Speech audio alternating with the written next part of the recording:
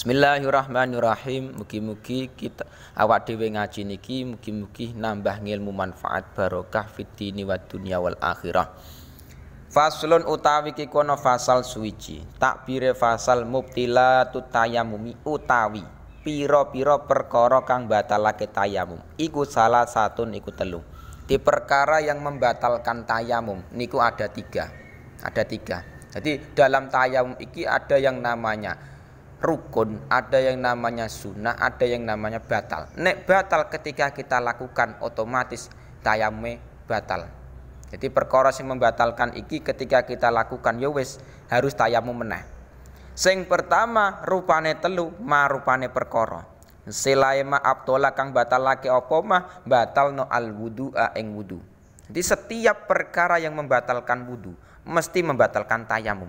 Niki kaidah. Setiap perkara yang membatalkan wudu mesti membatalkan tayamum. Misalkan keluarnya sesuatu perkara dari jalan depan atau jalan belakang, iki membatalkan wudu, ya juga membatalkan tayamum.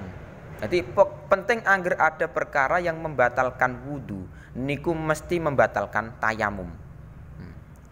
Yang kedua waridatulan murtad, keluar dari Islam. Jadi riddah iki keluar dari Islam. Nah, riddah sendiri iku membatalkan tayamum, membatalkan tayamum.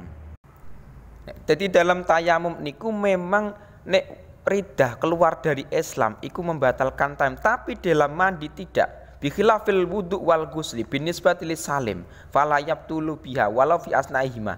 Nek dalam wudu ataupun mandi niku tidak batal sebab keluar dari Islam meskipun di tengah-tengah wudu.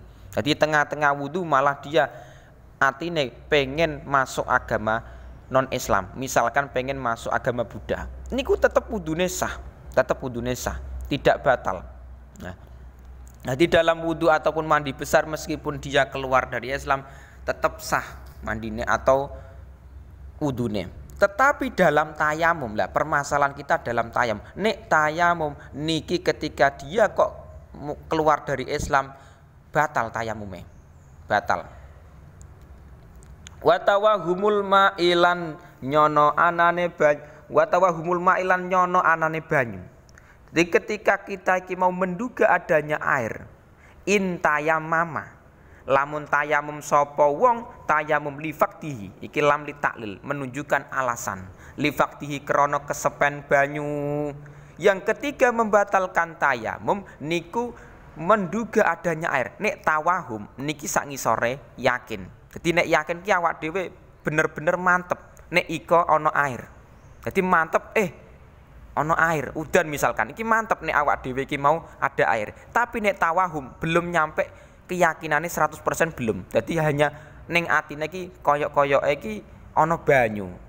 Nah niku tawahum. Jadi tidak yakin 100%. Ya, niku ketika wong menduga adanya air batal tayamume dengan catatan tayamum itu lifaktihi karena tidak adanya air. Jadi nek wong tayamum niku kok alasannya karena tidak adanya air.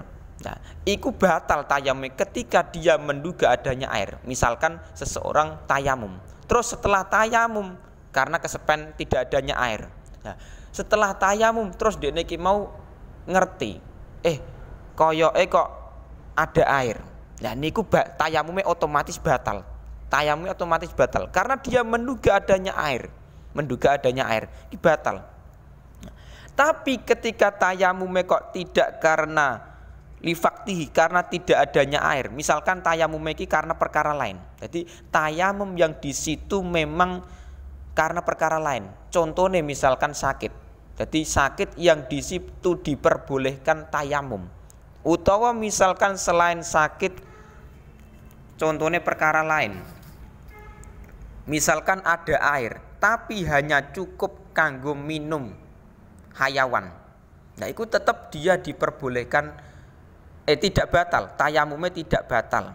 Tayamumnya tidak batal ketika memang di situ tayamumnya iki mau misalkan karena sakit. Jadi tayamum sing karena sakit ngerti banyu ataupun menduga adanya air tidak batal.